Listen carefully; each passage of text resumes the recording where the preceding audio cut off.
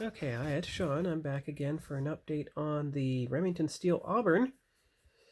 I have elasticed it together after putting in the footwell with the pedals, so I better mark that on the guide. Alright, I marked it on the guide, as you can see here.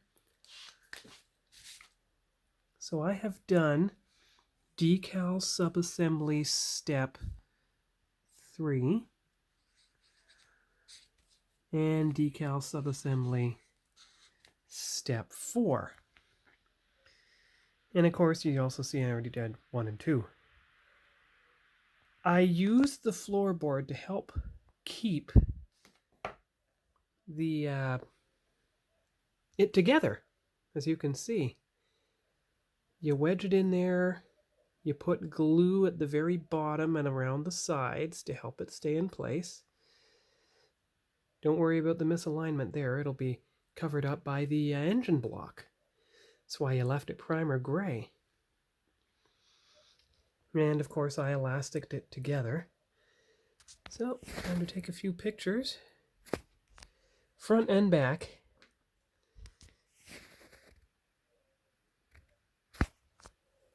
And I glued all along the inside, and thankfully, by getting everything into its proper pegs and alignment, managed not to have any glue leak out onto the other side of the thing. So what I would do next is I would put the dashboard decals, numbers 1 through 4, onto the dashboard, and then I'll glue it into place. And then once that is done, step 1 will be complete, and it'll be time to do step number 2, which is, well, wait a minute.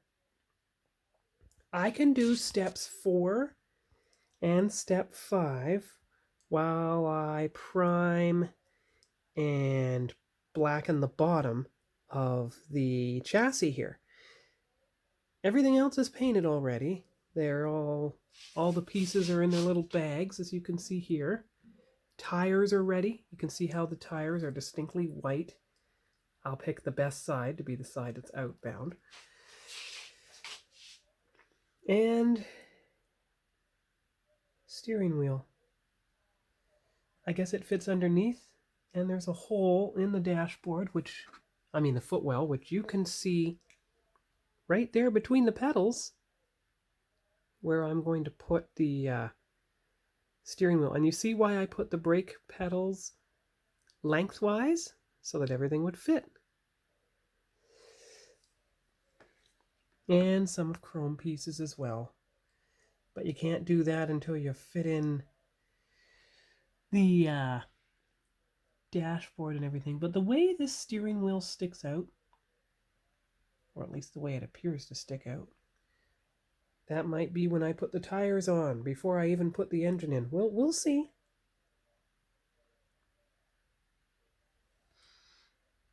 I really don't see anywhere to stick the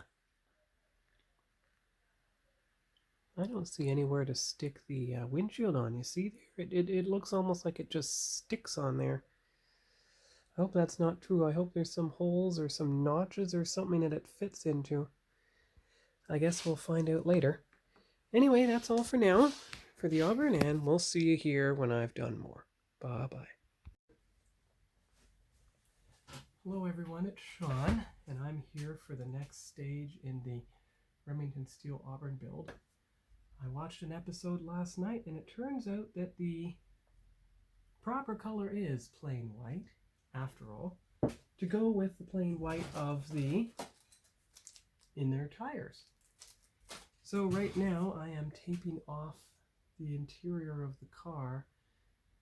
First the white tape to border everything, and then this tape after that, so that everything's covered. And I realized that this piece here, now that it's together, you can clip it there and clip it onto the round table, and that's how you'll hold it for spray painting. And then because it's intact, you can do it more like a regular car body. Top, front, sides, and back. And we'll see how many of these separate pieces I can also paint. Now I realized that when you put them on the chassis, you're not going to see this section. So actually I'm going to tape off that section and where everything attaches so that the only parts that really get painted are the visible parts, here and here. And if you put on the white properly, it should shield the other parts from getting all the tape on them. So, but I'll start with the body, I'll see how that works, and then I'll do the accessories after that. Because I can assemble the engine, steps 4 and 5, without having to pause on anything else. So, I'll do a bit more, and I'll come back when everything's spray painted. Talk to you then. Bye-bye. All right, so now we're going to find out how I did with the spray painting on the parts. And I'm going to have to get them out of the box carefully because I don't want to damage anything. First, you have the main body and the 2 running boards. So let's see here. Good. Got rid of the gray primer remnants. Yes, it's running a bit, but you know what? I'm just going to let it run. Ooh, I'm going to have to respray the sides of that. Respray both sides, I think, just to make sure the running is out while it's still moist. So give me a minute.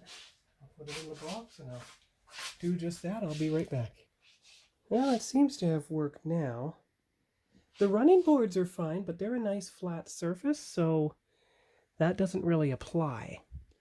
It's just the body's a weird shape. But we'll see how the other parts did. All right, and now we'll check out the flat hood parts, which you can see here. That seems to have gone on pretty smoothly. The white covered most of the pearl and took it down to the proper white it should be.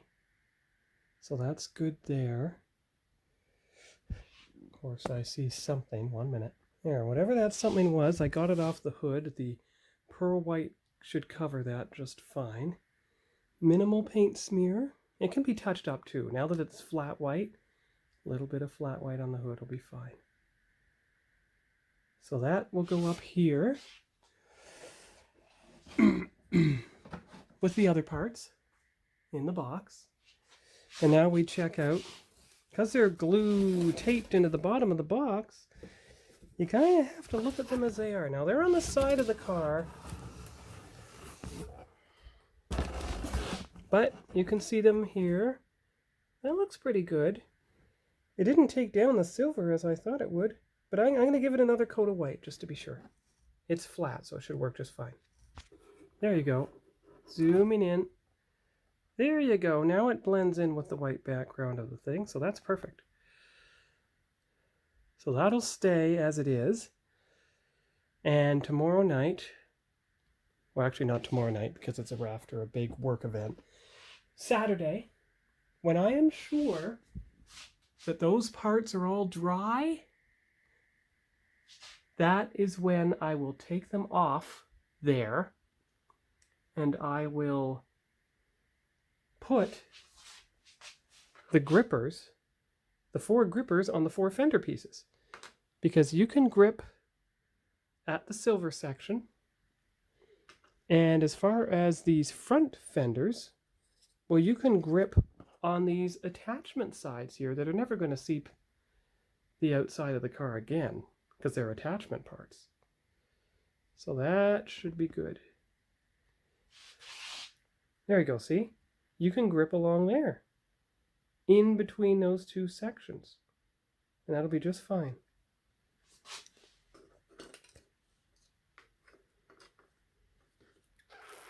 And as far as this, it can be, oh look, a peg, a toothpick peg. So you can stick it on a toothpick, stick it into the center of that thing and one of the little holes, and you can spray it that way. That'll be perfect. There you go.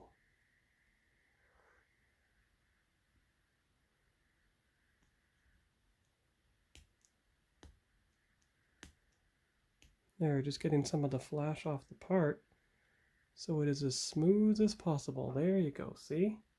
That's good. All right, so that's all for the Auburn now. Oh, and just test the tires.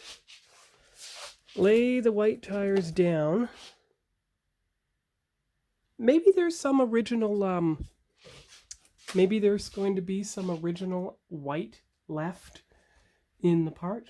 Probably will be.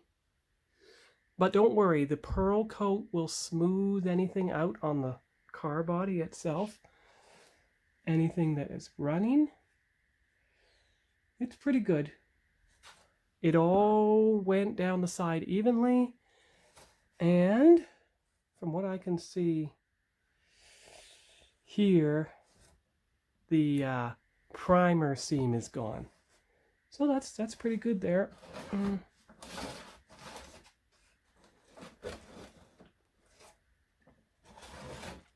So I'll leave everything like that. Should be all right. All right. So that's all for now, and I'll see you all later. Bye-bye. Hi, it's Sean. I'm back again. I realized I can do subassembly step 1 of step 2, which is assembling the floorboard. Just making sure the holes face in front. So I'm going to try that. I already put the seats together. The two sections of the seat together, as you can see here. So I'm going to do the floorboard assembly, and I'll be right back. There we go. The floorboard is assembled, so the first sub-step of step 2 is complete. And I will let it settle, because I can't put on the two running boards until they're dry. And then, of course, you do step 4, which is put the assembled seats in place, but it looks like they would fit either over this hump, because they only nudge up against the floorboard. And the way the floorboard slot is, it can't go any further forward than it already is. So the seats probably overlap that section. But then the back of the seat probably helps hold down the two back fender sections. And I will mask off these two back fender sections, because once the body's on top, as you can see from step 6, you can't see the fender sections. So I guess something I can do tonight, since I'm in the mood to assemble, is start step 4, which is assembling the chrome parts of the engine. So I'm going to try that, and we'll see how it goes. All right, so after a lot of assembly, I managed to get the two, as far as I could on the engine. All the chrome pieces are assembled. You can see a little transmission hole there. I think that's it, or a slot of some kind. So there you go. There's the picture of the assembled engine.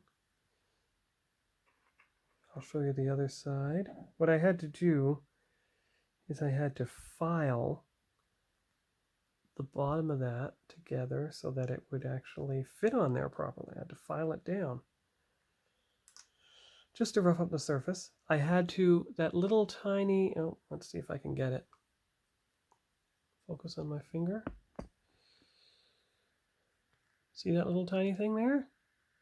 I had to drill through below it so that it could actually fit in the slot. That fit on well.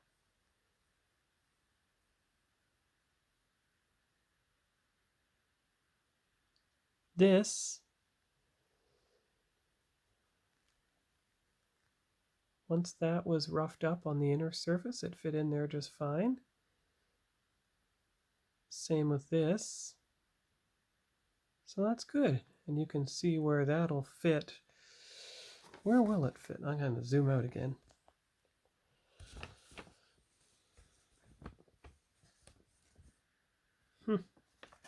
it actually fits on that center slot in the chassis, right up against the back of the engine housing.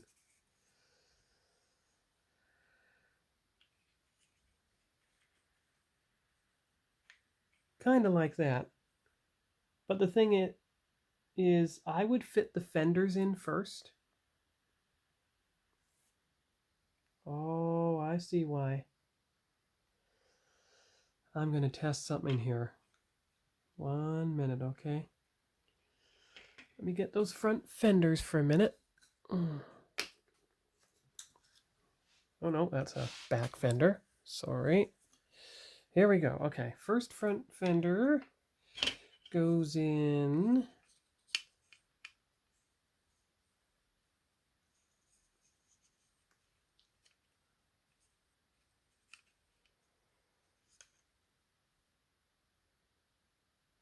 It is going the right way.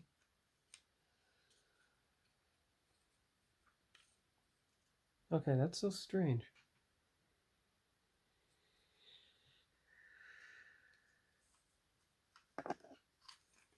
It went in before. Oh, there we go.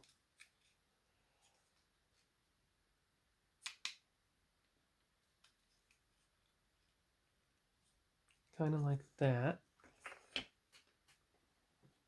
Kind of like that. Okay, good. And then you have the, oh.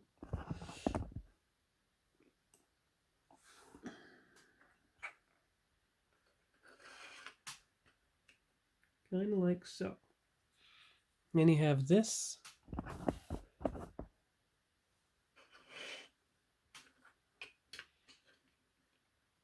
There. Dry fitting. Kind of like that. Kind of like that. There you go. See? And then the engine is supposed to fit nicely in between them. There. But you see, you don't actually have to put the engine in first, because then you have to fit the radiator in front of it, but you still have space for the engine fan. So that little hole in the center there that you can see there is actually for the engine fan. So I might have to drill that out to see if the engine fan fits. Of course, it doesn't go on yet. Not yet. Because there's a concrete step that fits in, and then that fits onto the fan. It probably just glues to the front of it. But that's the approximate, there's an approximate layout of how it'll look when it's on there. Yeah, that's pretty good. So that should be all for now.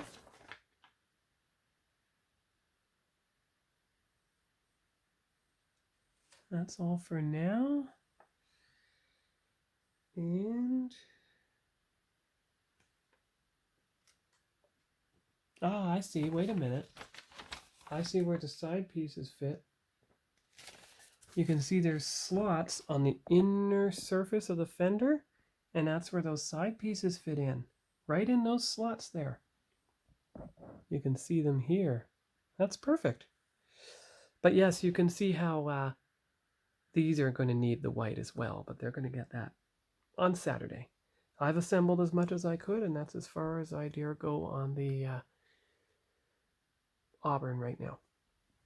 So, see you all tomorrow, or probably Saturday. Bye-bye.